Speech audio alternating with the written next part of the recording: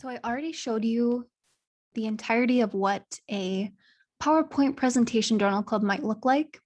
So I'm going to quickly go through what a Word document slash PDF version might look like. And there's just a few things that are a little bit different about the two formats. So when we're thinking about a PowerPoint presentation, keep in mind that most of your content should be in your speech. It should not be on your slides. And that's because you want a visually appealing PowerPoint and you want the reader to listen to you rather than, the audience member to listen to you rather than to be reading your slides and trying to catch up with what you're saying. With a Word document or PDF, the assumption is that this would generally be distributed to anyone who attends the presentation so that they can read about it later, rather than a PowerPoint, which usually are not sent out after the presentation. Of course, there's always exceptions to this. But this is what I was taught to do for a Word document journal club. And I always transform my Word documents into PDF before the presentation because you don't have to worry about formatting issues or accidentally deleting something or changing something when you're actually giving the presentation.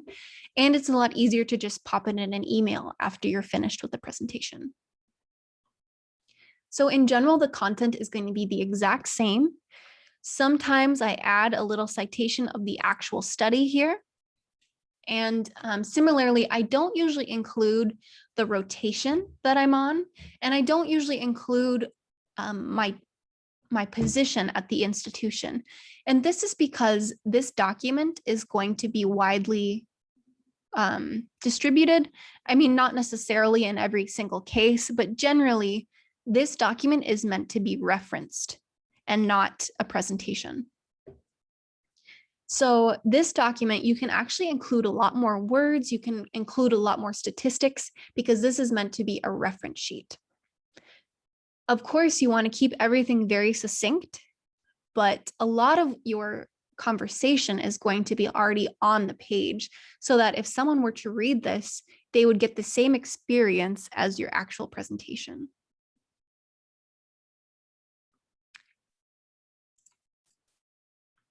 So just a couple things that are also a little bit different. I want to note that it's a little bit easier to explain your study in a PowerPoint presentation because you can use your words a lot more efficiently than actually writing things down. In a Word document or PDF, you have to be very concise. So if something needs a little bit extra explaining, go ahead and do that. But otherwise, be very careful about what you do add to this document and not, because you want it to be 2 to 3 pages at the most. One page, if it's a very short study and it's very succinct, but 2 to 3 pages at the most, no one really wants a 7 to 8 page reference sheet. That's just not helpful because then they might as well just go to the study and read the study. So again, content's pretty similar. You can include interventions so that the reader can clearly see what the intervention was. You can include a section about statistical analysis specifically.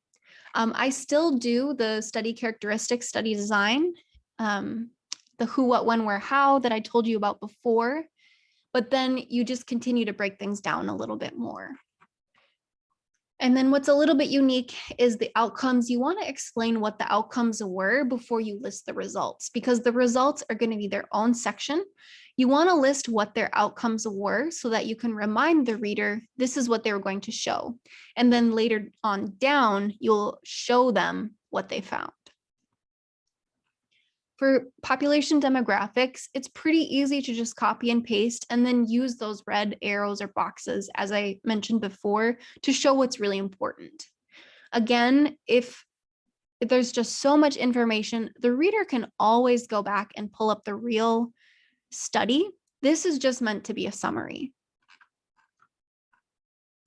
For outcomes, again, you can just copy and paste the graph, and you don't necessarily have to explain things, but it is helpful to use text box and words and arrows and pointers to indicate what's important. I didn't do this here, which if I had done this more recently, I probably would have included it.